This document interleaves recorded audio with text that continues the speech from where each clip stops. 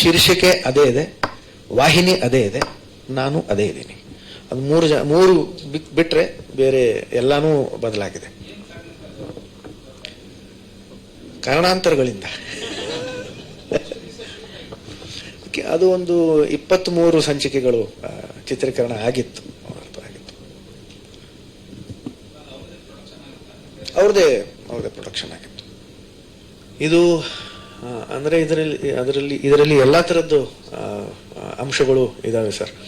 ಅಂದ್ರೆ ಪರಂಪರೆಯಿಂದ ನಡ್ಕೊಂಡು ಬಂದಿರತಕ್ಕಂಥ ಕೆಲವು ವಿಷಯಗಳು ಇದಾವೆ, ಇವಾಗ ಇರ್ತಕ್ಕಂಥ ಕೆಲವು ವಿಷಯಗಳು ಇದಾವೆ. ಹಾಗಾಗಿ ಎಲ್ರಿಗೂ ಇಷ್ಟ ಆಗುವಂತಹ ಒಂದು ಕಥೆ ಇದಾಗಿದೆ ಸರ್. ಸನ್ನಿವೇಶಗಳು ಈ ತರದ್ದು ಅಂದ್ರೆ ಆಗಿವೆ.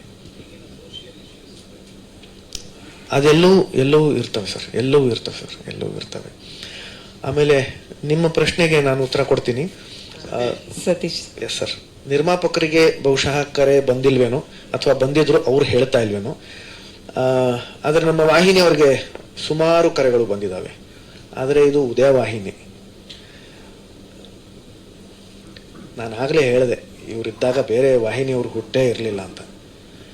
ಅದವ್ರ ಶಕ್ತಿ ಅವ್ರಿಗೆ ಗೊತ್ತಿದೆ, ವಾಹಿನಿಯವ್ರಿಗೆ, ಉದಯ ಅವ್ರಿಗೆ.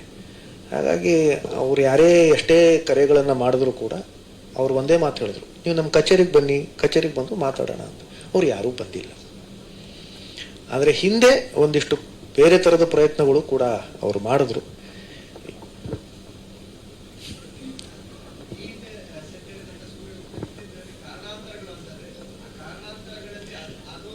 ಇಲ್ಲ, ಖಂಡಿತವಾಗ್ಲೂ ಇಲ್ಲ. ಯಾಕಂತಂದ್ರೆ ಆ ಸಮಯದಲ್ಲೂ ಕೂಡ ಎಸ್ ನಾರಾಯಣ ಸರ್ ಹತ್ರ ಸಾಕಷ್ಟು ಜನ ಹೋಗಿ ಕೇಳ್ಕೊಂಡಿದ್ರು ನನ್ನನ್ನು ಹಾಕೋಬೇಡಿ ಅಂತ.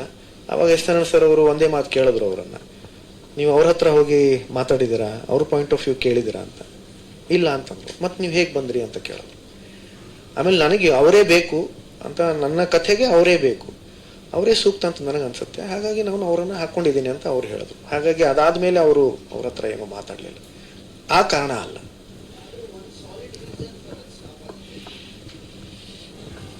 ವಿಧಿ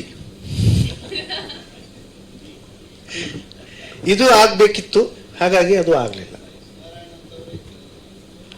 ಇಲ್ಲ, ನನಗೂ ಬಹಳ ಸಂತೋಷ ಇತ್ತು. ಯಾಕಂತಂದ್ರೆ ಅದು ಅವ್ರ ಜೊತೆ ಕೆಲಸ ಮಾಡ್ಬೇಕು ಅಂತ ನನಗೆ ತುಂಬಾ ಆಸಕ್ತಿ ಇತ್ತು, ಅಪ್ಪವ್ರಿಗೂ ತುಂಬಾ ಆಸಕ್ತಿ ಇತ್ತು ಅದು. ಹಾಗಾಗಿ ಒಂದಿಷ್ಟು ಸಂಚಿಕೆಗಳು ನಾನು ಅವ್ರ ಜೊತೆಲಿ ಕೆಲಸ ಮಾಡುವ ಒಂದು ಅವಕಾಶ, ಅದೃಷ್ಟ ನನಗೆ ಸಿಕ್ತು. ಆದ್ರೆ ಅದು ತೆರೆ ಮೇಲೆ ಬಂದಿಲ್ಲ. ಅದು ಕೆಲವು ಕಾರಣಗಳು ಇದ್ವು. ಅದು ಅವರೇ ಹೇಳಬೇಕು ನಿಮ್ಗೆ ಕಾರಣಗಳು. ಯಾಕಂತಂದ್ರೆ ನಾನು ಅವ್ರ ಪರವಾಗಿ ಆ ಕಾರಣಗಳನ್ನ ಹೇಳಿದ್ರೆ ಅದು ಸೂಕ್ತ ಅಲ್ಲ. ಆದ್ರೆ ನಾನು ನಂಬಿದ್ದು ಏನು ಅಂತಂದ್ರೆ, ಈ ಧಾರಾವಾಹಿ ಈ ಒಂದು ತಂಡದ ಜೊತೆ ಆಗ್ಬೇಕಿತ್ತು, ಹಾಗಾಗಿ ಅದು ಆಗ್ಲಿಲ್ಲ ಅಷ್ಟೇ. ಅಂದ್ರೆ ಕೊನೆ ಘಳಿಗೆವರೆಗೂ, ಕೊನೆ ಸಂಚಿಕೆವರೆಗೂ ಇವತ್ತಿರೋ ಹುಮ್ಮಸ್ಸೇನಿದೆ, ಆಸಕ್ತಿ ಏನಿದೆ, ಛಲ ಏನಿದೆ, ಅದು ಕೊನೆಯವರೆಗೂ ಇರಬೇಕು. ಹುಚ್ಚಿಡಿಬೇಕು ನಮ್ಗೆ, ನಾವು ಮಾಡೇ ಮಾಡ್ತೀವಿ, ಚೆನ್ನಾಗಿ ಮಾಡೇ ಮಾಡ್ತೀವಿ ಅನ್ನೋ ಹುಚ್ಚಿಡಿಬೇಕು.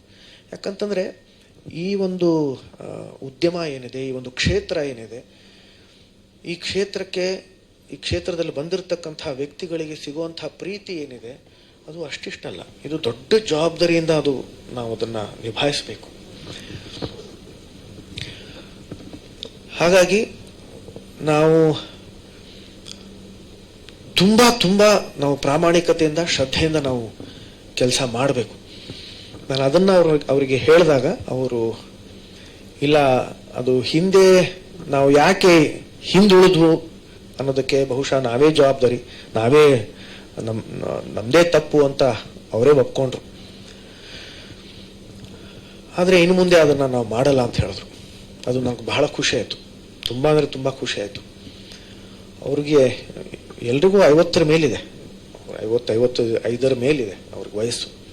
ಆ ವಯಸ್ಸಲ್ಲೂ ಕೂಡ ನಾವು ಎದ್ದು ನಿಂತ್ಕೋತೀವಿ, ನಾವು ಮತ್ತೆ ಮಾಡ್ತೀವಿ, ಚೆನ್ನಾಗಿ ಮಾಡ್ತೀವಿ ಅನ್ನೋ ಒಂದು ಛಲ ಇದೆಯಲ್ಲ, ಅದು ನನಗೆ ಅವರಲ್ಲಿ ಕಾಣಿಸ್ತು, ಅವತ್ತು ಕಾಣಿಸ್ತು. ಅದು ಇದುವರೆಗೂ ನನಗದು ಕಾಣಿಸ್ತಾ ಇದೆ. ನಮ್ಮ ತುಣುಕುಗಳು ಏನು ನಾವು ನೋಡೋದು, ನಾವೆಲ್ಲರೂ ಈಗಾಗಲೇ ಅದರ ಬಗ್ಗೆ ಚರ್ಚೆ ಮಾಡಿದೀವಿ. ಇವತ್ತು ಎಲ್ಲರೂ ಅದರ ಬಗ್ಗೆ ಚರ್ಚೆ ಮಾಡ್ತಾರೆ. ಇದು ಸಿನಿಮಾ ತುಣುಕುಗಳು, ಸಿನಿಮಾ ಪ್ರೋಮೋ ತರಾನೇ ಇದೆ. ಸಿನಿಮಾ ಆ ಒಂದು ಶ್ರೇಣಿಯಲ್ಲಿರ್ತಕ್ಕಂಥ ತುಣುಕುಗಳು ತರಾನೇ ಇದು ಇದೆ ಅಂತ ಹೇಳ್ತಾರೆ. ಯಾಕೆ ಅಂತಂದ್ರೆ ಆ ಛಲದಿಂದ ಅವ್ರು ಕೆಲಸ ಮಾಡಿದ್ದಾರೆ, ವಾಹಿನಿಯವ್ರು ಕೆಲಸ ಮಾಡಿದ್ದಾರೆ. ಅದಕ್ಕೆ ಸಾಥ್ ನಮ್ಮ ಅನ್ನದಾತರು ನಮ್ಮ ಪದ್ಮನಾಭ ಸರ್ ಅವರು, ನಮ್ಮ ನಿರ್ಮಾಪಕರು ಕೊಟ್ಟಿದ್ದಾರೆ. ಎಷ್ಟೇ ಖರ್ಚಾದರೂ ಪರವಾಗಿಲ್ಲ, ಇದನ್ನು ಮಾಡೋಣ. ಒಂದು ನಿಮಿಷನೂ ಅಲ್ಲ, 50 ಸೆಕೆಂಡ್ಗಳ ಅದು ತುಣುಕುಗಳು. ಆದರೆ ಅದು ಏನಪ್ಪಾ ಇದು ಸಿನಿಮಾನ, ಇದು ಧಾರಾವಾಹಿನ ಅನ್ನೋ ಥರದಲ್ಲಿ ಅದರದ ಚಿತ್ರೀಕರಣ ಮಾಡಿದ್ದಾರೆ. ಬೇರೆ ವಾಹಿನಿಯವರು ಕೂಡ ಈ ತುಣುಕುಗಳ ಬಗ್ಗೆ ಮಾತಾಡ್ತಾ ಇದ್ದಾರೆ, ಏನು ಮಾಡ್ತಾ ಇದ್ದಾರೆ ಅಂತ. ನಮ್ಮ ವಾಹಿನಿಯವ್ರನ್ನೇ ಕೇಳ್ತಾ ಇದ್ದಾರೆ, ಏನಿದ್ರದ್ದು ಕಥೆ ಏನು ಅಂತ. ಬೇರೆ ವಾಹಿನಿಯವ್ರು ಕರೆ ಮಾಡಿ ಕೇಳ್ತಾರೆ, ಏನಿದ್ರದ್ದು ಕಥೆ ಏನು, ಯಾವಾಗ ಬರುತ್ತಿದು ಅಂತ. ಇಷ್ಟೊಂದು ಉತ್ಸಾಹ ಬೇರೆಯಲ್ಲಿ ಅದು ಉಂಟಾಗಿದೆ ಅಂತಂದ್ರೆ ಅದಕ್ಕೆ ಕಾರಣ ನಮ್ಮ ವಾಹಿನಿ, ನಮ್ಮ ನಿರ್ಮಾಪಕರು, ನಮ್ಮ ಇಡೀ ತಂಡ.